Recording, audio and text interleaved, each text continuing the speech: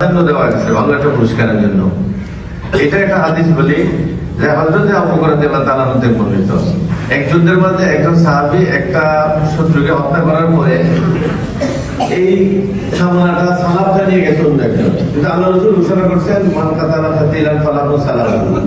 হযরত আবু কাতাদা বলেন আমি দাঁড়াইলাম যে আমার কোনো সাক্ষী আছে কেউ বলে না, আবার দাঁড়াইলাম আমার সাক্ষী আছে কেউ কিছু বলে না, আবার দাঁড়াইলাম যে আমার কেউ সাক্ষী আছে কেউ কিছু বলে না। তখন আল্লাহ রাসূল বলেন যে আবু কাতাদা তোমার কি বিষয়? ইতিমধ্যে একজন তখন দাঁড়ালো, ইয়া রাসূলুল্লাহ সে একজনকে হত্যা করছে, এই সলাবটা আমি নিয়ে আসছি, তো ওকে বলে খুশি করে আমাকে দিয়ে দেন। হযরত আবু বকর বলছেন যে একটা সিংহ জীবনের বাজি দিল, এত কষ্ট করলো, আল্লাহ রাসূল কি সেটা তোরে দিয়ে দেবে? এটা হইতেই পারে না।